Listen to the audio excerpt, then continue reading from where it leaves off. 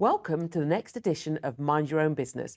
Craig and I are delighted to be on this journey, being able to meet and talk to inspiring entrepreneurs. Today, we have got Josh White from Cano Water. Craig, shall I kick off? Yeah. I mean, Josh, this is brilliant. Thank you. But the first bit, I sort of stand back and go, how did nobody come up with putting water in a can? And I'm sure we'll come on to the environmental pieces. So I guess first question is just starts from the beginning. Take us through your story. 100%. It's been 9 years, which is pretty crazy, you know, and, you know, a lot of the time I talk about the length of the journey, but actually it's only really just started for us, because for many, many years, it took many times and a lot of times trying to actually just explain to people why would anyone drink water in a can. But essentially, three best friends, so me and my two best friends, didn't really care about plastic pollution, in all honesty. I talk about how I was part of the problem rather than part of the solution. Where we grew up in northwest London, there you don't see mountains of plastic pollution, but a trip to Thailand was just blown away how brands like Evian, Coca-Cola, plastic just littered everywhere, and no one's talking about it. And back then, it was 2014, the only people that were really talking about plastic pollution was environmentalists that normal people would deem as crazy. And the truth is that, you know, they weren't crazy. They were talking about a real life problem, but because you can't see it, it's sort of like out of sight, out of mind. Yeah. 99% of people would just come back from their holiday, forget about it. It might be you might talk about it here and there. But for the three of us who definitely have different creative minds, you know, I've suffered with ADHD my whole life, and I think my two business partners as well, very sort of neurodivergent minds, thought, how can we make a difference? And when you sort of look at different packaging, whether it be Tetra Pak glass, plastic cans stand out massively, because 70% of all cans ever produced are just still in circulation since the 1800s. So this can here, in 60 days, could be a Fanta can, and then in 60 days after, it could be a Red Bull can, and over 100 years ago, would have been a Coke can. So it was such a good story, but plastic is very cheap. It's a bit of a false economy, but aluminium cans, there are so many benefits of it, but people like your big Cokes, Pepsis, and anyone selling plastic packaging have been sort of living behind a lie, really, where they're making serious money, but where's it all ending up? So, you know, the three of us essentially did have full-time careers, but didn't have much purpose in our life, and in 2015 launched the world's first can of water, which was Cano Water. And here we are today. Here we are. And I guess, so the idea's there, the inspiration's there. You're in Thailand, you see the inspiration, you go, this isn't right? The idea, that the bit for me within any entrepreneur though is risk. And I guess what made you take the risk and go, we're going to do this? Because lots of people have ideas, but you know, Suzi and I have talked a lot. The one thing you all have is you take a risk. Yeah. And I guess what is it about you that makes you go, we're going to take this? 100%. So it started way before Cano. I've always been a risk taker. I don't necessarily think that I would have referred to myself as an entrepreneur, because I didn't really know, and I didn't get the itch really until sort of my first failed business, which was an events company before Cano Water.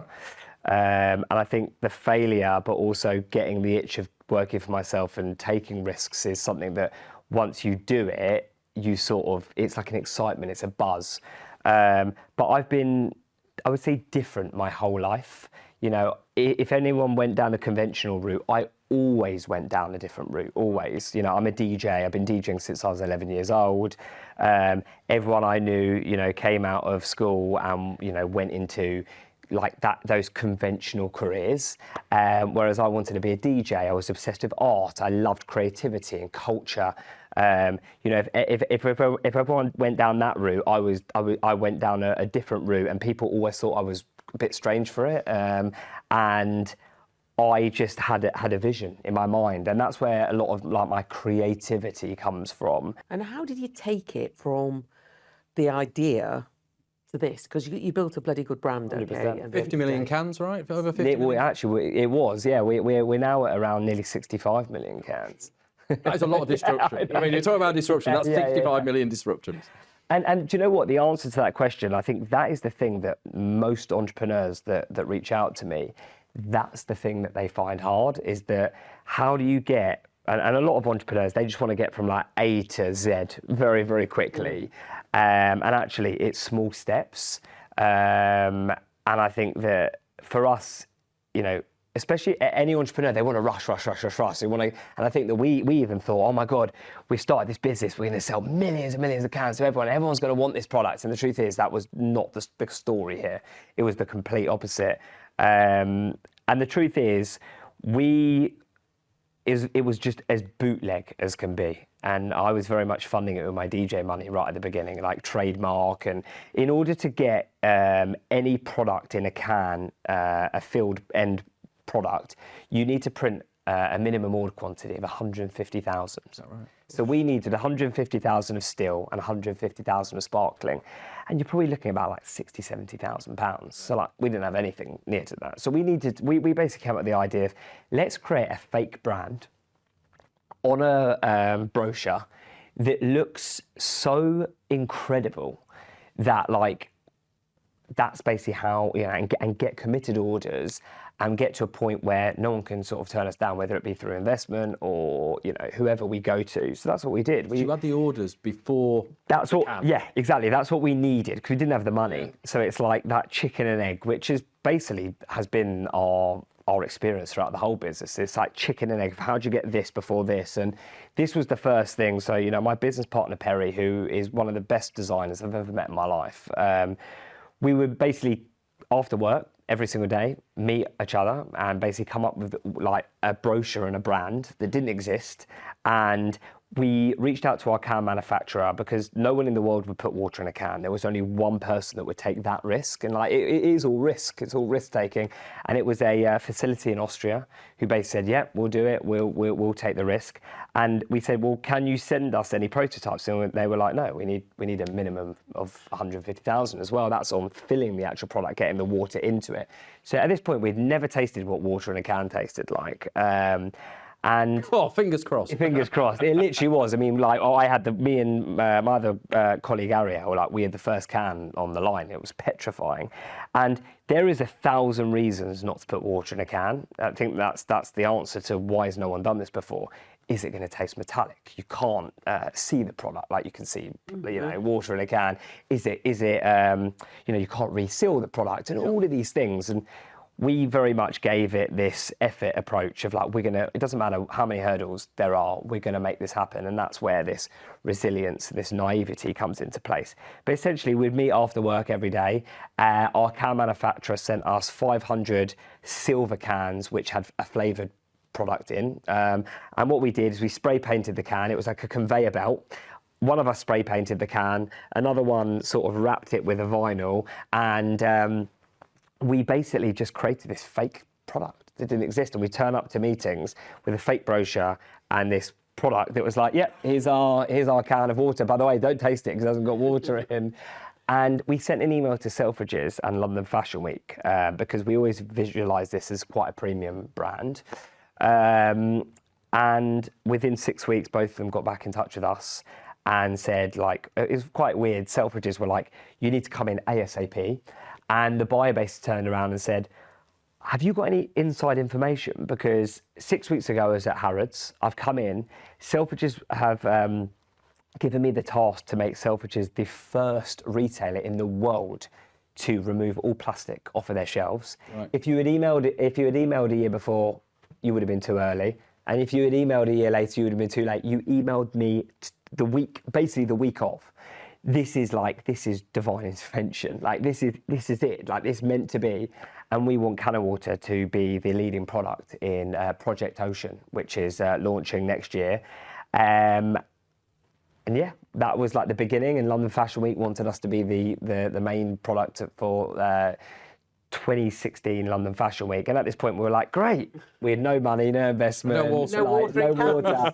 So we basically found some really, really great investors, angel investors, who sort of saw, you couldn't really believe in the canned water world, you had to believe in the founders behind it. And I think they saw, you know, They saw us in them, and I think that, you know, they basically said, listen, we're going to take the punt, and we launched Cano Water officially in Selfridges in 2016. So, I mean, I've got lots of questions coming out of the back of that, and we'll come on to your investors, because I appreciate you've got Angel and there's some celebrities in there, correct. you know, comedians and the like, so we'll come on to. But the one word you used was purpose, and actually this was your purpose. The thing that dealing with entrepreneurs, dealing with families, the number of conversation is, and there's three of you, you know, Ariel, Perry, yourself. Are you all aligned on purpose? Because that's sort of what, I mean, you know, we talked earlier about me and my brother. We're not aligned on purpose sometimes, right? So, and that's crucial in a business. So how do you ensure, one, the initial purpose, but then actually we keep continuing, we are all aligned? Yeah, I think the special thing about this brand is that, listen, everyone wants to make money, you know, but the truth is this brand was not started for that. This brand was started from an authentic idea that had nothing to do with, wow, we can make so much money. And that has always been the undertone of this business. And the mission and the vision has always been very, very clear. You know, don't get me wrong, it's very difficult to work with friends, and, you know, you're not aligned in certain areas, but the truth is that when it comes to the purpose of this business, we're all aligned, and we have one job and one job only, and that is, to have started this business to disrupt an industry that continues to pollute our planet, and make as much noise as possible, and inspire other brands and businesses to follow suit. And just to clarify, there wasn't a Mr. or Mrs. Cano that told you would never achieve to anything like the Wetherspoons story or anything like that. I mean, look, there are lots of brands out there who've started on purpose, have started on vision, and that's what people buy into, right? And everybody watching out there absolutely buys into you. But as you say, you have inspired other brands to follow suit. Yeah. There are other cans out there. For sure. How do you stay ahead? How does Cano go to the next level and stay ahead and beat off the competitors? For sure. I think, first of all, not letting it distract you, because anyone can do it. But, you talk about alignment on purpose, but there's an alignment on brand. Brand is something that, between me and the others, is the number one thing that we focus on, is like creativity and brand. So the way that the product looks, the way that the emotions that the product emits, the name, the name is overlooked in itself. We've worked so hard to trademark that across major cities across the globe. Just the name Cano Water, it is what it is, and I think that is super important. Josh, you talked a little bit about sort of making a noise and being different. Okay, how do you do it? Because whether you're looking on the front of a magazine or you're looking at racing, someone has a can of Cano. Of course. And you know what? I think a lot of that comes down to the energy that the brand has. And I think, I put up a post today on LinkedIn, of some incredible things like Cano Water on the front page of Harper's Bazaar, which is bizarre. Cano Water in the studio with Dave, the rapper, who actually is one of our investors, but it's there. And Lando Norris from the F1, posting a picture, and there's a fridge of Cano Water. And I think that none of that is planned. Nothing is planned. It's just about the past 9 years, the brand has positioned itself to be premium, honest, not too garish and crazy. I think that there are brands out there that can be a bit polarizing, or that I think that Cano Water we talk about it, that there's this saying that we've got at the moment about just keeping it proper. It just fits. Yeah, I was going to say, you've surrounded yourself by great people who obviously also believe in the brand. Sure. From your chairman to your COO. We're going to start running out of time, sadly, because we could talk forever. I suppose as we look to the future, what's your next biggest challenge, and how are you going to conquer it? Yeah, I think for us it's scaling. We've done some incredible things in the UK, as we said before, 65 million cans. Got some incredible people behind the business. Our chairman, Stefan Orlowski, who ex-Heineken president for 30 years. Investors like Ricky Gervais, Dave, the Sidemen, the YouTubers, Jess Glynn, Mark Webber from the F1, Paul McGinley, Golf. You know, we've got some incredible people behind the brand. You know, the US is one that is something that's super exciting, but one that you need to be realistic with. It costs a lot of money. So, you know, raising good Series A money and having a plan behind it is something that, you know, is incredibly important. But not having this running mentality. It's got to be crawl, walk, run. And having, you know, knowing when to crawl, when to walk and when to run. I've seen many brands over the years fail in the US, and I think for us, we've got a great business in the UK, and we've got to make sure that, you know, we don't take our eyes off the ball here, but also make sure that, you know, we grow in the US. But the US is a super exciting opportunity, and, you know, we have a lot of inbound inquiries from the US, and Cano Water is definitely, you know, it's a California brand. Thank you so much for joining us, and thank you for that story. Uber, Airbnb, I mean, Cano Water, I think, joins them in that disruptive and what you are doing for the world, right? And I, you know, sounds on behalf of the world, thank you, right? This is the, not just your new daughter, my daughter's is the future. Everybody out there, you know, hopefully you will agree this was a truly inspirational story. Please join us next time on Mind Your Own Business for other inspirational stories. Thank you.